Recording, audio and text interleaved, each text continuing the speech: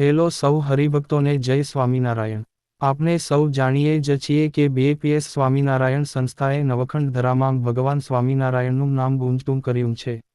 આજે ભારતથી લઈને અમેરિકા, યુરોપ, આફ્રિકા અને અરબના દેશોમાં પણ ભગવાન સ્વામિનારાયણના મંદિરોના નિર્માણ થઈ રહ્યા છે અને સનાતન સંસ્કૃતિનો પ્રચાર થઈ રહ્યો છે।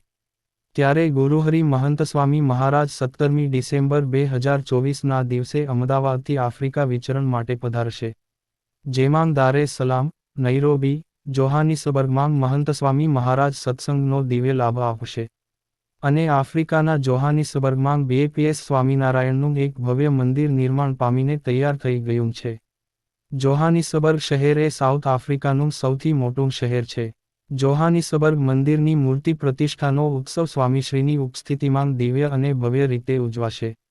ત્યારે સાઉથ આફ્રિકાના પાડોશી દેશ એવા બોત્સવાનામાં બીએપીએસના સંતો અને પ્રતિનિધિઓ બોત્સવાનાના નવનિયુક્ત વિદેશ અને આંતરરાષ્ટ્રીય સહકાર મંત્રી ફેન્યો બુટાલેને મળ્યા। તેઓએ બોત્સવાના અને ભારત વચ્ચેના સારા સંબંધોના ઇતિહાસ તેમજ દેશના નાગરિકો માટે આધ્યાત્મિકતા અને મૂલ્ય આધારિત જીવનનિર્વાહને પ્રોત્સાહન આપવામાં બીએપીએસના યોગદાનની ચર્ચા કરી। પ્રતિનિધિમંડળે માનનીય મંત્રીને પડોશી દક્ષિણ આફ્રિકામાં જોહાનિસબર્ગ મંદિરના ઉદ્ઘાટન માટે આમંત્રણ આપ્યું હતું અને બોત્સવાના અને તેના તમામ લોકોની શાંતિ અને સમૃદ્ધિ માટે પ્રાર્થના કરી હતી। પરમ પવિત્ર પ્રમુખ સ્વામી મહારાજની દ્રષ્ટિથી પ્રેરિત અને પરમ પવિત્ર મહંત સ્વામી મહારાજના આશીર્વાદથી જોહાનિસબર્ગનું નવું બીએપીએસ શ્રી સ્વામિનારાયણ મંદિર આ વિકસતા સમુદાયની આધ્યાત્મિક જરૂરિયાતોને પૂરી કરશે।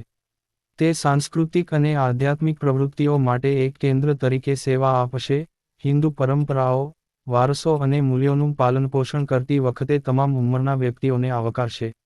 મંદિર બાળકો અને યુવાનો માટે આકર્ષક પ્રવૃત્તિઓથી માંડીને ભાષા અને પરંપરાગત સંગીતના વર્ગો સુધીના વિવિધ કાર્યક્રમો પ્રદાન કરશે, જેનો ઉદ્દેશ્ય એક સમાવિષ્ટ વાતાવરણ બનાવવાનો છે જ્યાં તમામ પૃષ્ઠભૂમિના લોકો આધ્યાત્મિકતા અને હિન્દુ ધર્મના સાર્વત્રિક સિદ્ધાંતોનું અન્વેષણ કરી શકે।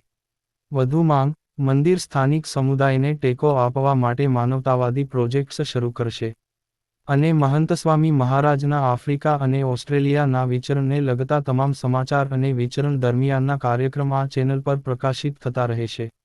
જેથી ચેનલને અવશ્ય સબસ્ક્રાઇબ કરીને બેલ આઇકોન જરૂરથી પ્રેસ કરી દેજો। સૌનો આભાર અને જય સ્વામિનારાયણ।